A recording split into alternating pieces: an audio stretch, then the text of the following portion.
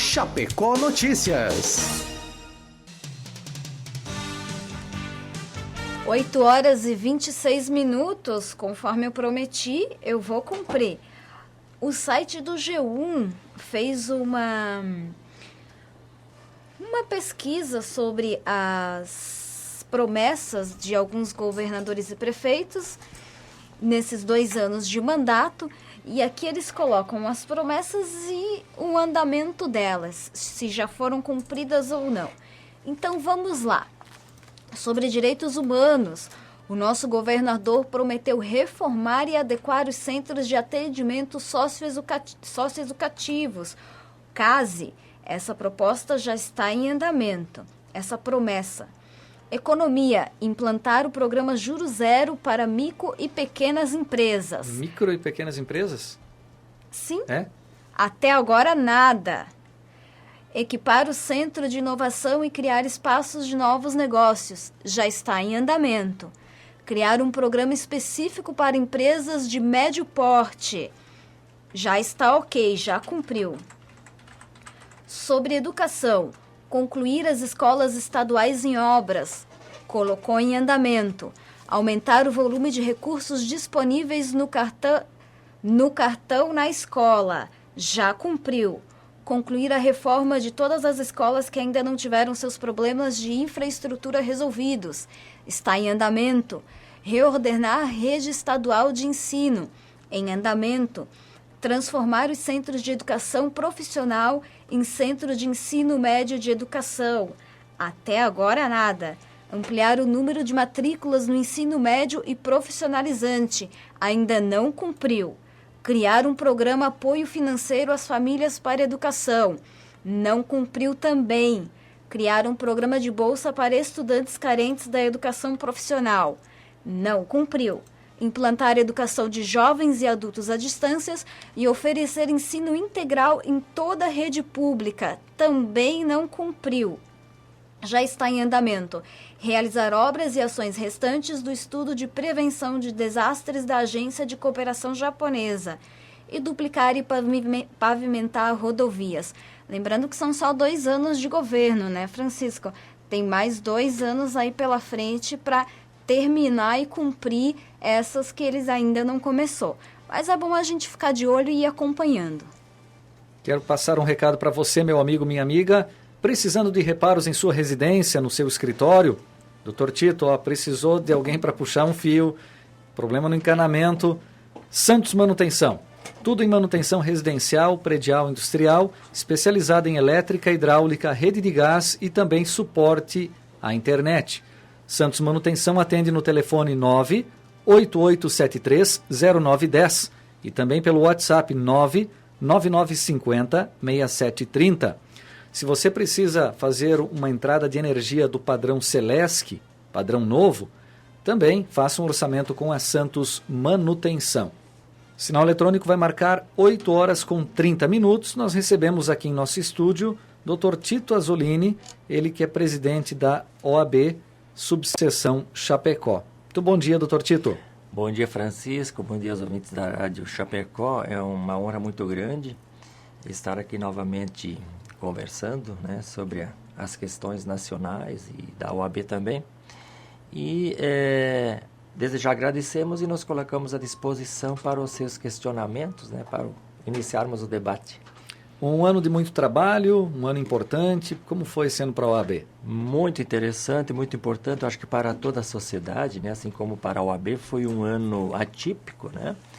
Dentro do direito, nós tivemos a entrada em vigor do novo Código de Processo Civil, que é o código que faz com que os processos andem. É através desse código, né, dessas leis, né, desses artigos de lei, que o processo se desenvolve. Então, para nós é de grande expectativa. Nós achamos que realmente alguma coisa deve mudar para melhor, né, dentro do direito, da ala do direito civil, né, e processual civil. No âmbito da política nacional, nós tivemos um trabalho bastante intenso com o novo presidente da OAB, o Dr. Lamáquia, que é gaúcho, inclusive, né, aqui na nossa região. Tivemos acompanhando passo a passo, desde o impeachment, a aprovação de leis, debate de leis novas no Congresso, e enfim, a própria Lava Jato foi muito debatido, e a OAB se fez presente bastante, tanto em relação aos advogados, quanto para a sociedade, tanto local, estadual e nacional. Então, foi um momento assim, de muito trabalho, de muito acompanhamento, de muitos debates, né? A questão, como nós falamos do impeachment, uma questão assim, que envolveu todos os cidadãos brasileiros, e nós estivemos lado a lado nos debates, né?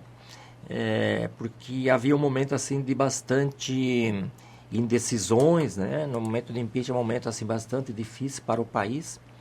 A OAB Nacional se colocou, se posicionou em favor do impeachment, inclusive fez um pedido de impeachment, né, que saiu atrás desse que já estava lá em andamento, porque como a população estava muito confusa, essa tomada de decisão deu um pouquinho mais de tranquilidade para as pessoas, porque no momento que a OAB se posicionou, claro, sempre tem as divergências, mas para a população foi um marco interessante, assim, um indicativo, né, que o caminho era por aí. É a questão da credibilidade da instituição, né? Como essas questões são muito conturbadas, turbulentas, o povo mesmo, nós não conseguimos entender que não temos essa linguagem jurídica. E quando uma instituição tão forte, com uma credibilidade tão grande... E independente se posiciona... norteia a opinião de toda uma população, né? Nós temos do Estatuto da OAB, né, que primeiro a OAB tem que trabalhar as questões da advocacia e do advogado, né, a questão ética, a questão do próprio, das atribuições, né, da advocacia. E no próprio Estatuto da OAB existe uma obrigação de se trabalhar as instituições públicas e privadas, né? Então, até uma vez um jornalista me questionou, mas a OAB se mete em tudo quanto é coisa, né, que aparece nas sociedades. Olha, é obrigação nossa, né? Nós temos, quando se estuda direito, se estuda a Constituição e todas a grande assim, leva de normas jurídicas. Então, acho que é uma coisa assim, muito importante e nos traz assim, uma satisfação muito grande nós podermos, como estão fazendo agora, esclarecer a população sobre os mais diversos questionamentos. Porque às vezes até as pessoas acham que mas a OAB está se metendo ali. Não, nós temos o dever de esclarecer, né? Porque quando não há esclarecimento, a própria democracia pode entrar em risco, né? E até às vezes pode radicalizar a própria disputa do poder, como a gente vê em outras partes do mundo. Então é nosso objetivo e nosso dever de esclarecer a população nesse... apenas um pequeno campo de conhecimento que nós temos, né, dentro das instituições, né, começando pela Constituição brasileira, que é a nossa lei maior, e debatendo e orientando no sentido que se possa aperfeiçoar as instituições e que o próprio cidadão possa ter os seus direitos garantidos, que estão lá na Constituição, e que haja uma evolução tranquila da sociedade, né? Porque eu sempre digo, às vezes nós reclamamos muito das coisas e nós gostaríamos que tudo fosse resolvido em pouco tempo, né? Numa gestão, 5 anos, 10 anos, mas na verdade não é bem assim. Nós temos que, e dentro da advocacia nos dá uma visão nesse sentido, nós temos que olhar a questão mundo e a questão Brasil e a própria questão da advocacia, agora, daqui 5 anos, 10 anos, 20 anos, 30 anos, 50 anos. Porque o mundo não vai acabar amanhã, nem hoje, nem amanhã, nem daqui 50 anos. Ele vai continuar. Então, o nosso grande objetivo agora é nós trabalharmos no sentido de manter essa possibilidade das gerações futuras debaterem os seus problemas na democracia lá do seu tempo. Então, acho que o grande debate, a grande questão agora como dizem na gíria, segurar as pontas para que amanhã, depois e sempre, nós possamos discutir o poder, discutir as instituições, discutir os nossos anseios como cidadão dentro da democracia, porque eu sempre digo, o poder, ele se disputa na fala ou na bala. E na fala é a democracia, na bala a gente sabe como é que é lá no outro lado do mundo, é terrível, né? Só para exemplificar, há dias atrás uma menina de 17 anos me procurou, ela disse, eu passei no curso de Direito, mas eu queria fazer alguma coisa para ajudar o mundo, eu acho que se eu fosse cursar Medicina, ela estava em dúvida, né? Se fosse cursar Medicina seria melhor, porque daí eu poderia ser médico sem fronteiras, coisa e tal. Eu disse, não, pode cursar Advocacia e ajude, né? Ajude dentro da advocacia a fazer com que não haja necessidade de ter que ir Médicos Sem Fronteiras, né? Ou ter que vir no Brasil amanhã ou depois numa guerra civil. Então, dentro da advocacia, nós vamos prevenir esses desastres, né? Que às vezes nós falamos muito mal da política e falamos muito mal dos políticos, e claro, com certas razões. Mas a política abrange 100% do nosso dia a dia. É a educação, é a segurança, é a saúde. Então, qual é a grande, o grande momento que nós temos que ter agora?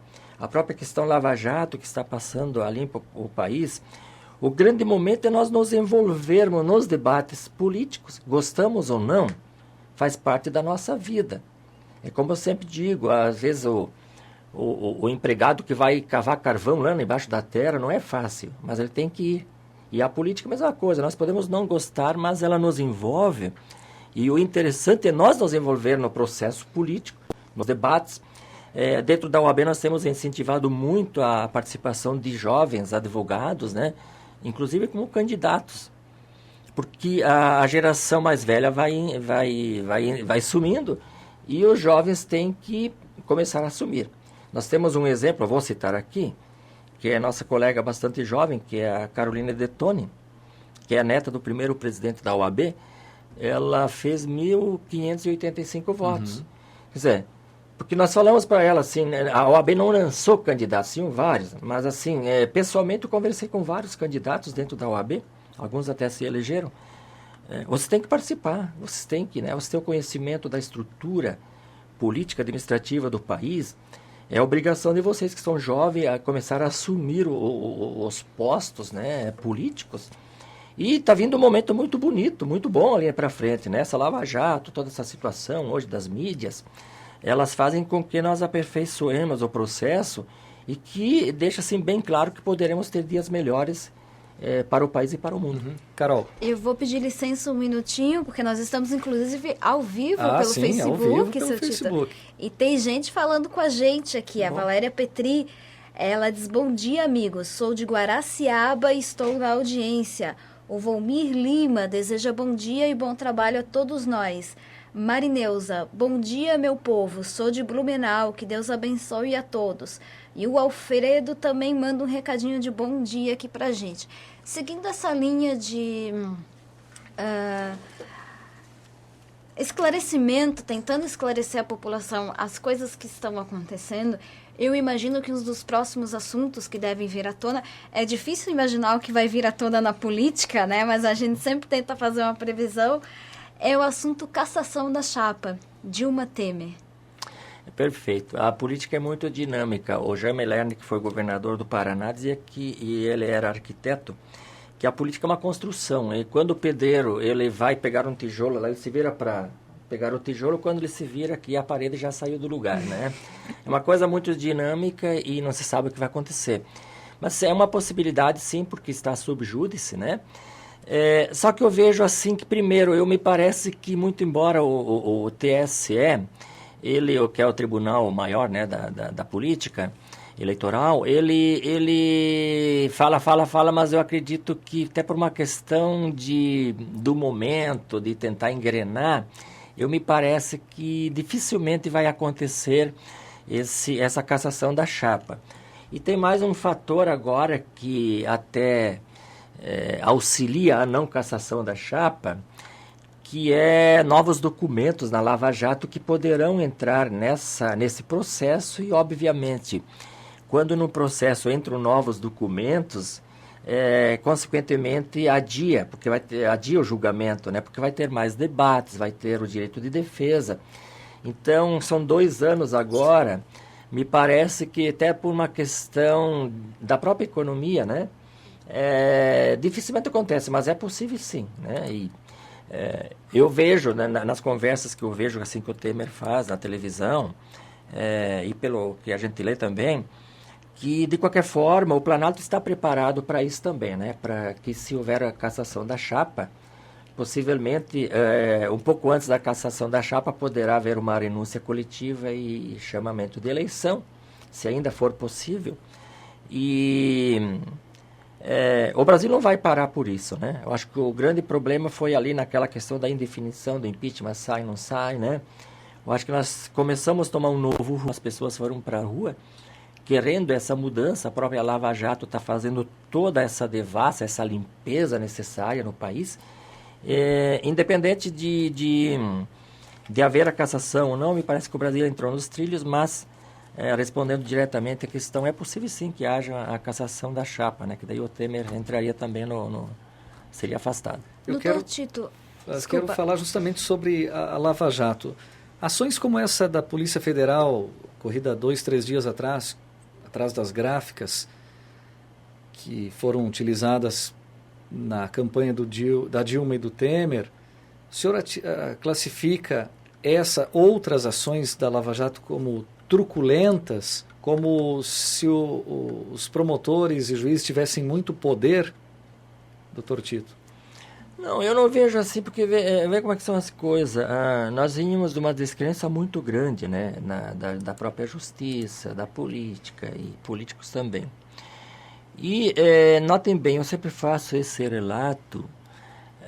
Em 2005 foi criado o Conselho Nacional de Justiça, que são dois divisores. Eu sempre digo que juridicamente o Brasil foi descoberto em 2005 a partir da criação do Conselho Nacional de Justiça.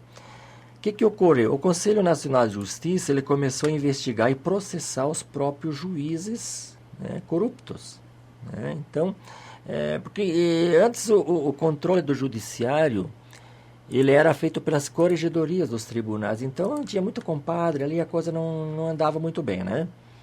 Tanto é verdade que quando criaram o Conselho Nacional de Justiça, a Associação dos Magistrados do Brasil entraram no Supremo Tribunal para que o Supremo declarasse que o Conselho Nacional de Justiça não poderia processar e julgar os juízes. Eles queriam que só as corregedorias dos tribunais pudessem. Uhum.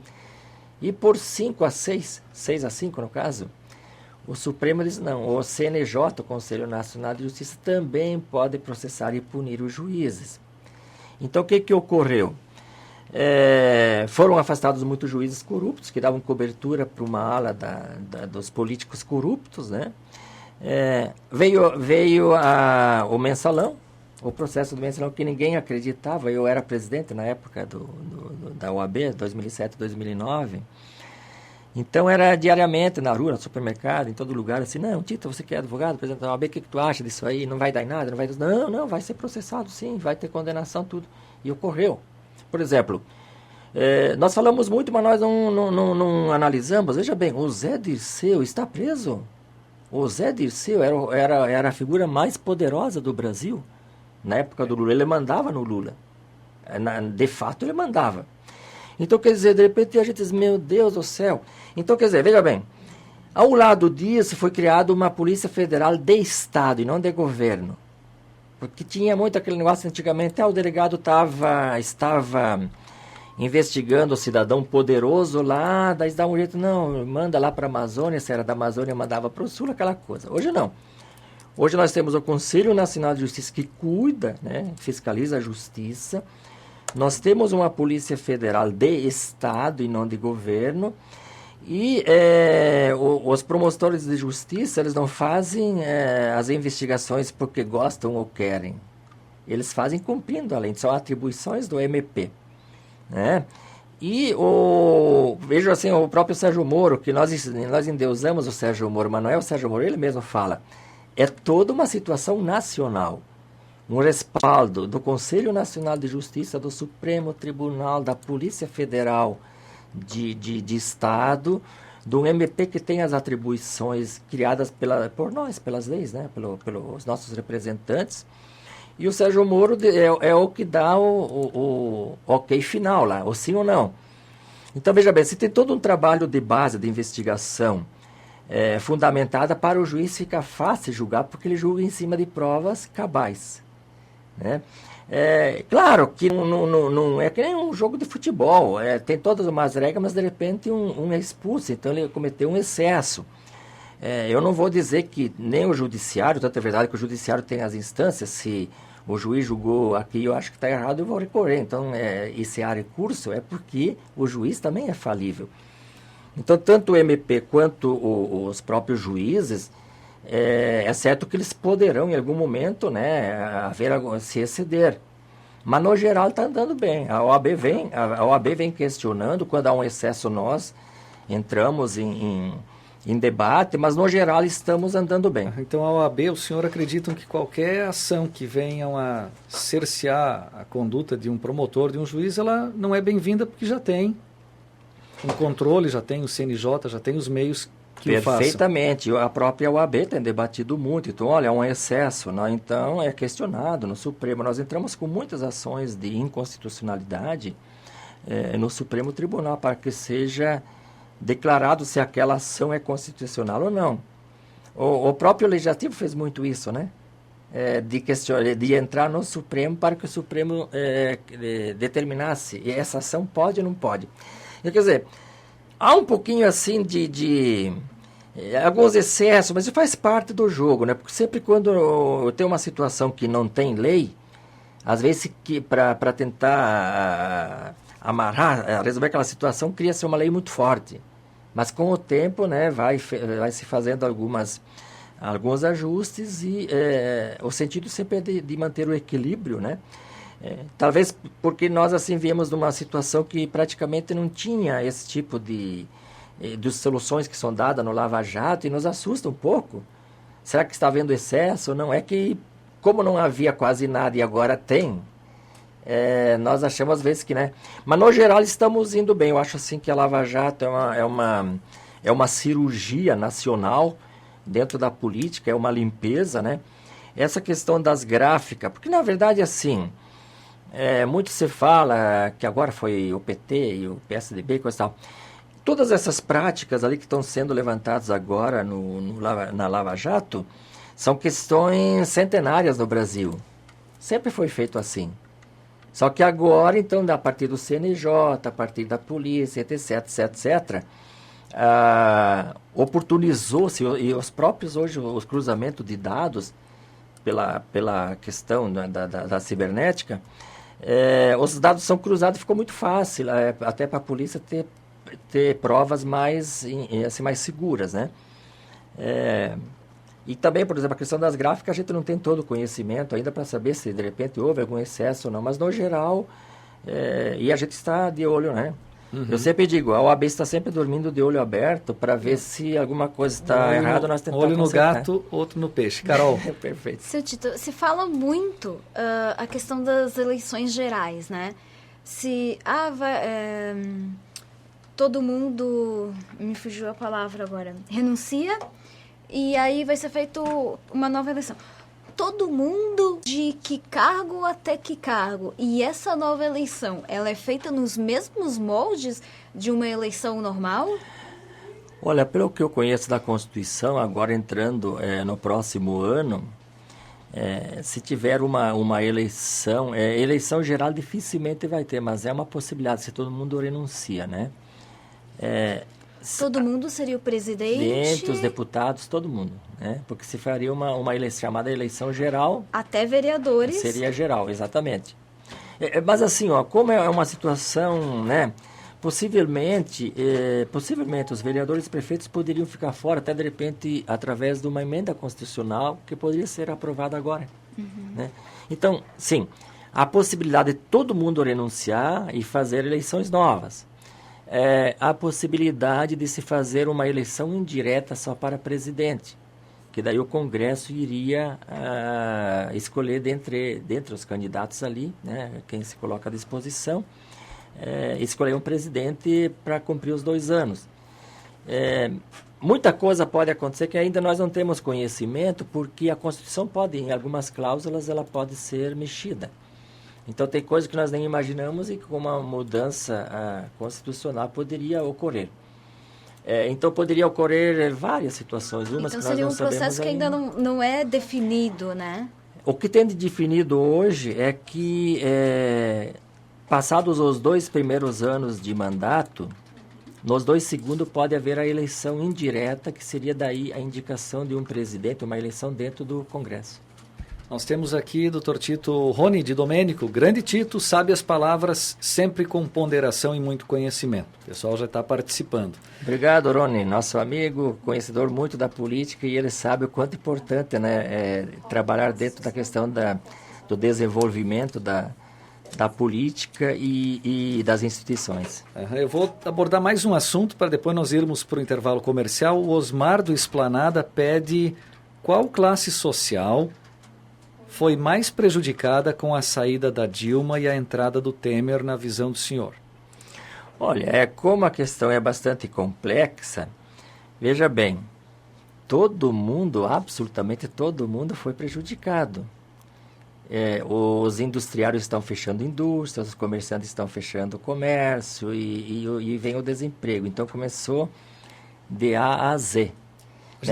Quem for mais, quem for menos, aí é difícil. Agora, o próprio empregado, se ele estiver desempregado, ele não quebrou, ele pode arrumar o serviço amanhã. Agora, se o empresário quebrou, às vezes vai ficar cheio de dívida, né? Então, a princípio, no começo, dá a impressão que a classe mais desfavorecida, né, a classe pobre, foi a mais prejudicada. Mas se você fizer uma análise mais ampla, você vai ver que nos atingiu 100%, né? Então, é uma situação muito difícil, né, que o país passou, estamos passando, graças a Deus. Dá para se dizer que a crise econômica foi fruto, consequência da crise política? Com certeza, a saída da Dilma foi um processo político, né, que adveio do processo e do problema econômico. Eu até faço assim uma colocação, li um livro há tempos atrás que Jesus Cristo foi morto por uma causa tributária, que ele falava muito de tributo, daí mataram ele porque E a Dilma teria saído por uma questão econômica? Com certeza sim. Porque assim, se fosse um processo criminal ou eleitoral, como o Temer também está respondendo, haveria uma certa dificuldade sim de tirar a Dilma. Mas como é um processo político, e é difícil entender o processo político, né? Muito difícil, assim, para a população que não está no meio. Então, houve um problema econômico que a organização política achou melhor, não, para nós resolver o problema econômico, possivelmente a saída é por aqui. Foi a saída, se acertada ou não, foi, né? Mas vale lembrar que a gente dormiu em 2014, mesmo quem não acreditava ou não tivesse votado na Dilma, acreditava que o país vivia bons momentos. Dormimos em 2014 num bom momento e acordamos em 2015 numa turbulência terrivelmente absurda. Com certeza. Olha, eu sempre digo que exemplifico esse teu momento ali, quando o cidadão ele pega emprestado um terno para ir numa festa. Ele está lá no clube, na festa, o cara tá bonito, olha que terno, mas no outro dia tem que devolver o terno porque era emprestado. Então o que acontece? Toda essa estrutura que foi interessante no início, mas ela foi se diluindo porque assim foi dado muitos benefícios, e uns até bons, inquestionáveis. Tem essa Ciência Sem Fronteiras, né, que o pessoal ia estudar no estrangeiro, isso é muito bom. Mas talvez não foi feita assim, uma avaliação mais profunda. A própria Minha Casa Minha Vida, a própria questão das Bolsa Família, etc. Tudo isso é uma coisa muito boa, bonita e correta, né? Mas talvez não foi feita uma avaliação até onde poderia ser feito o gasto. Então, é que nem na nossa casa, vou comprar um carro, né? Vai ali, o pessoal começa a pagar no que vem, coisa e tal, você adquire. De repente, você não avaliou bem 1 ano, 2 anos depois, meu Deus do céu, isso aqui está pesando, né? Então, realmente foi isso. E ali, então, também se envolveu a questão da eleição de 2014, que óbvio que quando há uma eleição, tem muita maquiagem. Tem muita maquiagem porque eu quero ganhar a eleição. Então, tem coisas que estão fora da realidade E eu maquio para dizer que está bem. Então, de repente, foi desnudado o momento, né? E a consequência nós vimos, né? Agora são 8h55, 26 graus a temperatura. Carol, bem rápido, quero ir ao intervalo. Antes do intervalo, eu só queria Vamos lá. registrar a participação de um irmão nosso. E eu chamo ele de irmão porque ele fala lá de Medellín. É o Juan Fernando Monsalve. Ele nos manda bendiciones. Vamos para adelante, Chape. Desde Medellín, um abraço. Vamos ao intervalo e depois eu quero mudar de assunto com o Dr. Tito. Pode ser? Pode. Vamos lá então, Jéssica. Chapecó Notícias.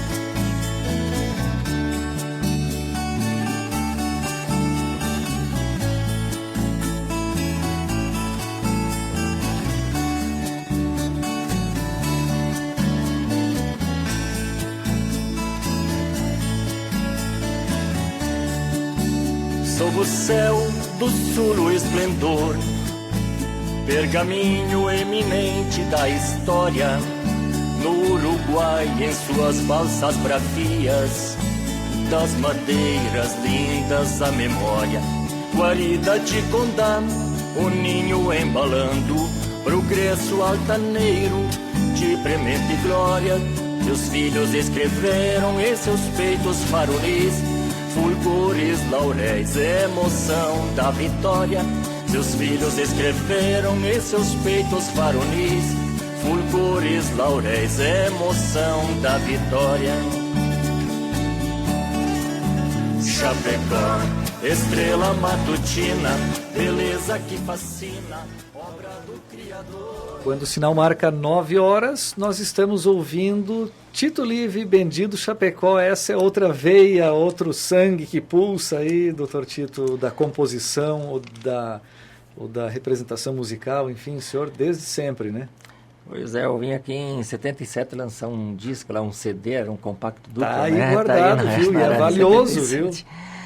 Essa música que estava tocando ali, é Bendito Chapecó, há algum tempo que eu fiz, e daí ficaram até, era pra gente concorrer o hino de Chapecó, deu problema ali, e daí a gente agora fez, o Marcão fez pra mim uma base bem bacana, e um dia tocou na rádio, daí o Gilberto, que faz sonorização ali no estádio, assistiu essa música no estádio ali, né, e ele lançou lá no estádio uma semana antes de acontecer o acidente. Sim, no som ambiente lá do estádio, né? O Paulinho Rec e companhia. Isso.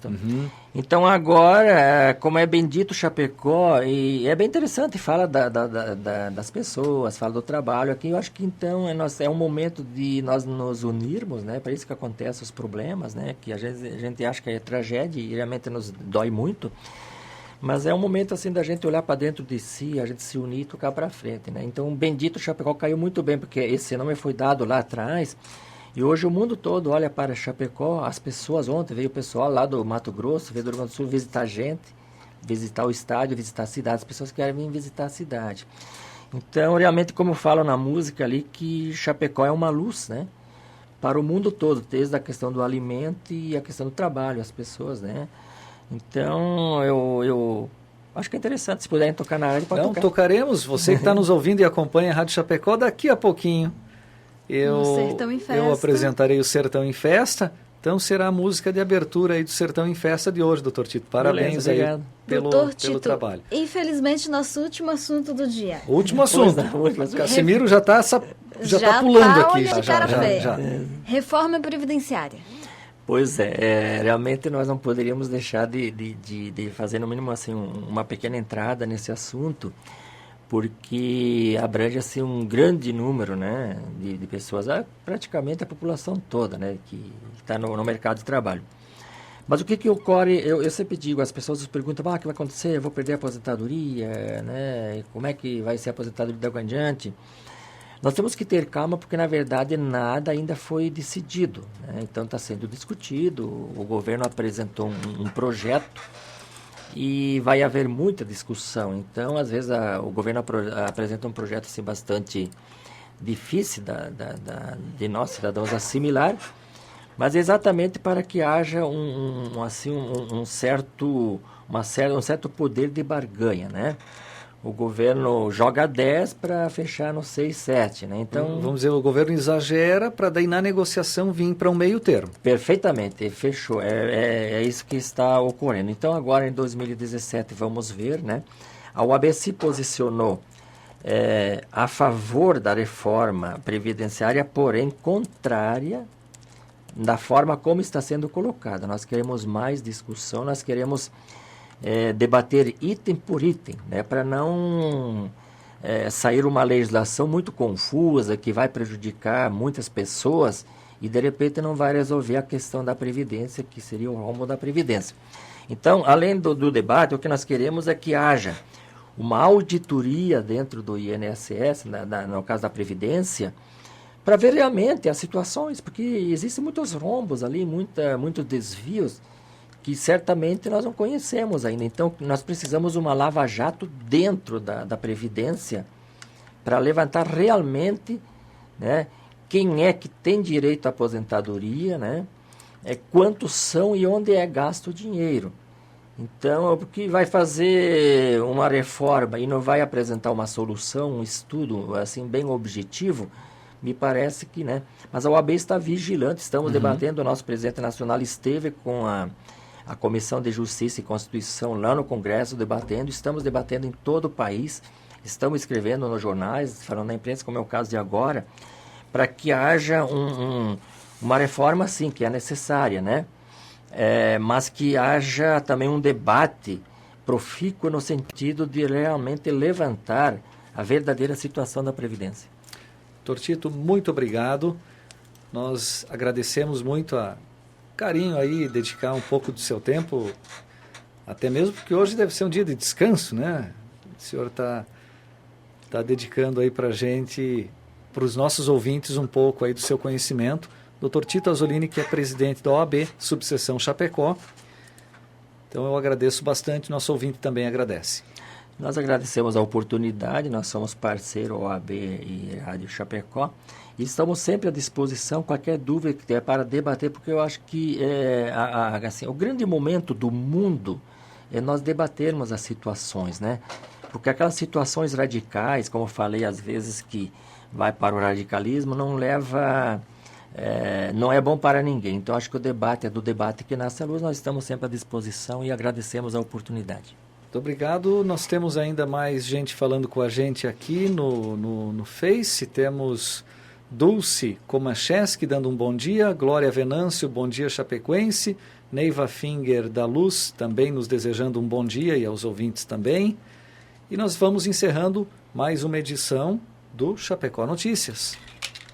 Nós vamos encerrando o Chapecó Notícias, nossa transmissão pelo Facebook. Você pode continuar com a nossa rádio, ouvindo a nossa rádio pela internet, através do www.radiochapecó.com.br. Agora vem Cassemiro Roberto com o programa Variedades e logo mais volta Francisco Bonner Neto com o programa Sertão em Festa. Nós falamos em nome de Agropecuária Semente Dourada, lá tem tudo e ótimos preços. Aurora, a hora mais gostosa do dia. Acesso online, internet ultra rápida através de fibra ótica. Eletrônica Moroni, aqui no centro de Chapecó. Lojas Magrão e o Torra Torra, tudo no Compra 1 Leva 2 ou 40% de desconto, você escolhe. Só não vale para calçados. Lojas Magrão desejam um feliz ano novo. Essa promoção vale hoje e amanhã, hein? Corre para lá.